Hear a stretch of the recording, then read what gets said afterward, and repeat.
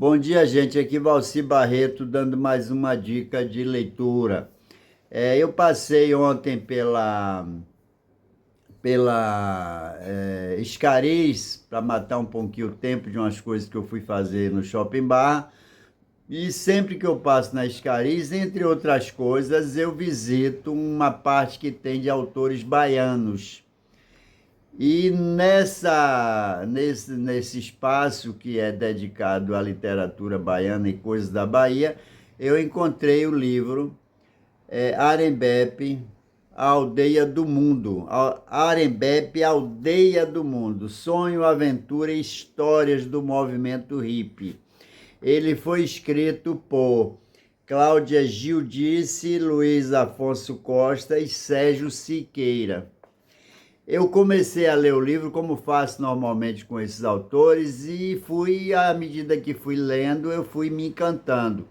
Costumo dizer aqui em nosso vídeo que eu dificilmente compro livro novo, por causa dos preços. Como eu sou um consumidor de livro acima, ou pelo menos, não vou dizer acima da média, né? Porque a gente não faz estatística disso.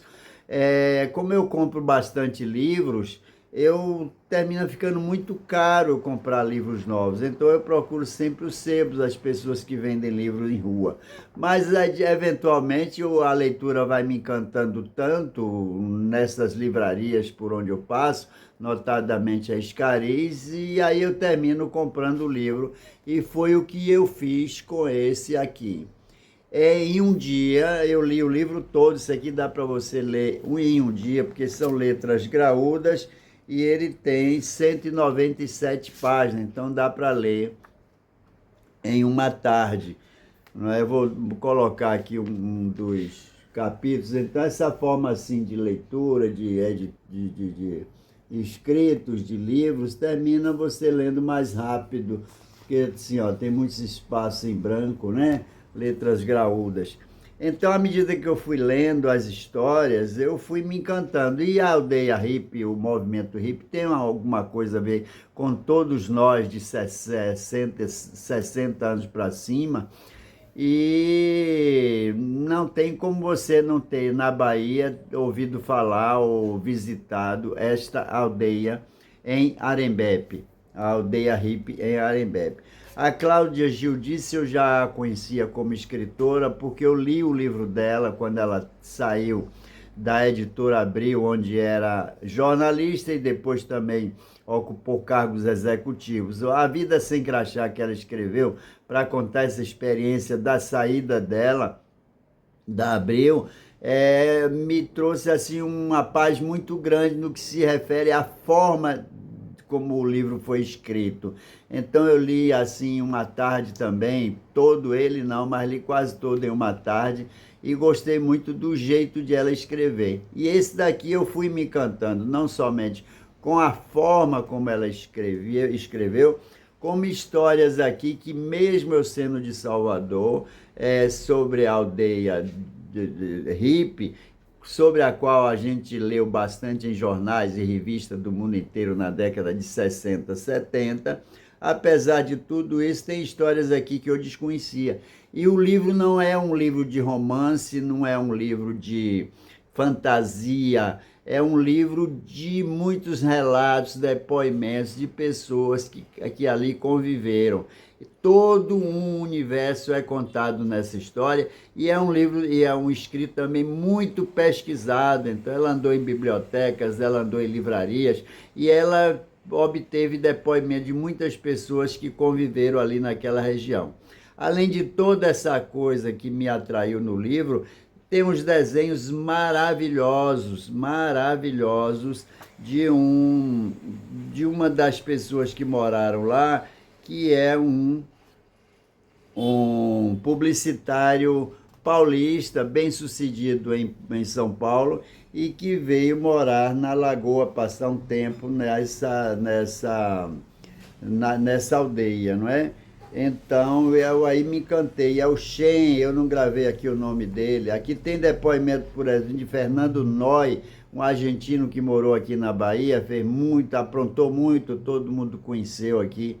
e personagem, pelo menos o pessoal que acompanhava a cultura da Bahia sabe quem é Fernando Noy nessa época. Então são muitas pessoas, esses desenhos aqui fantásticos.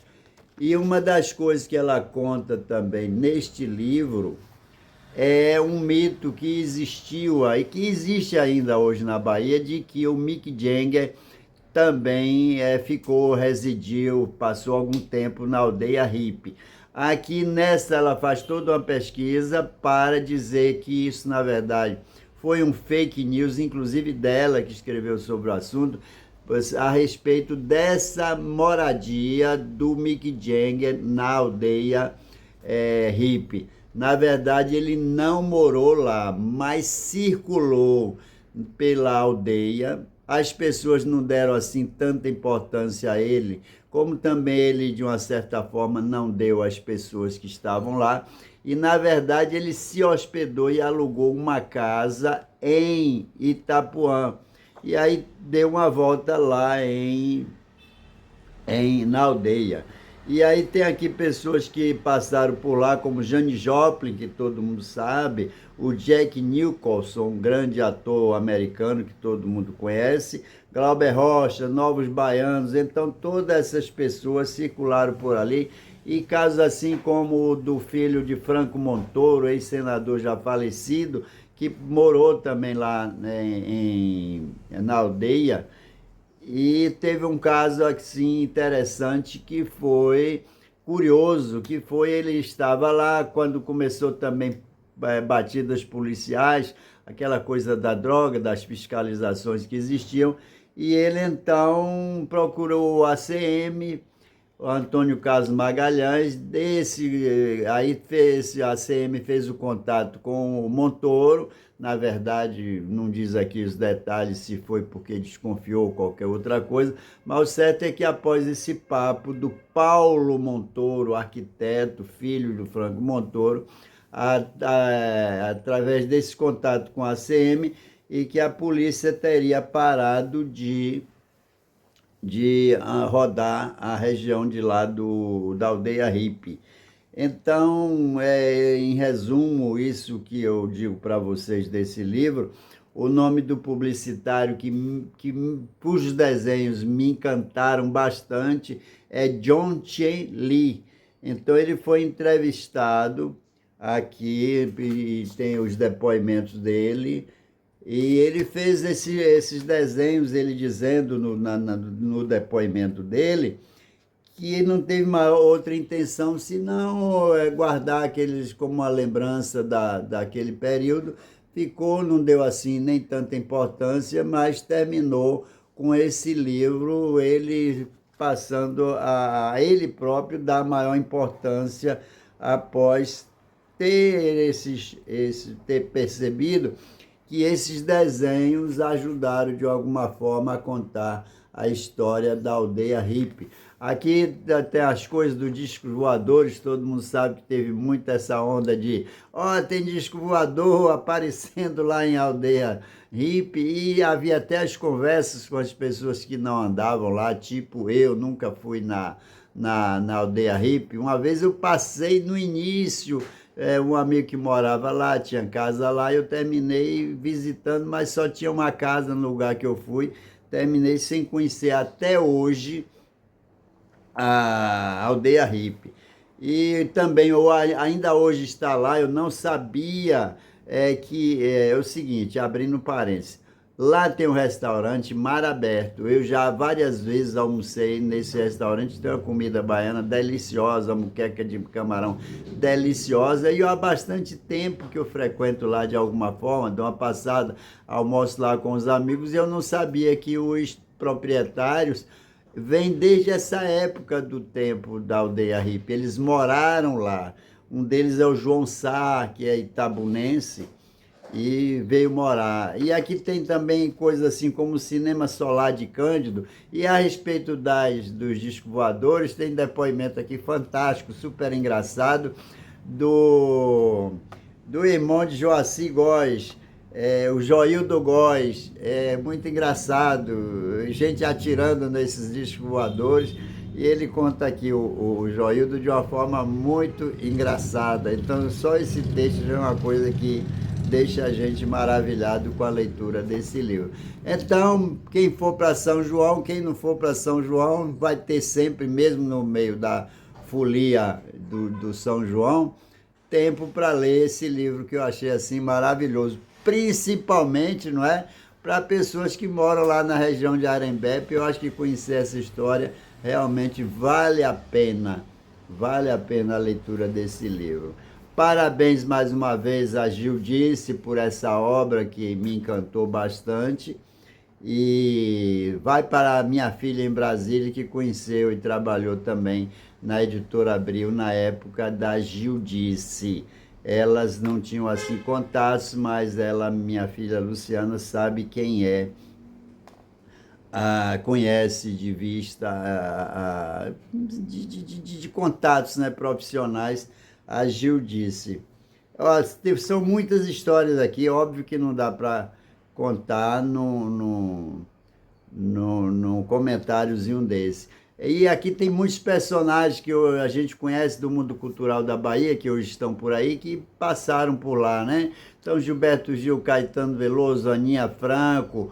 Eu fiz até uma relaçãozinha de pessoas que passaram por lá.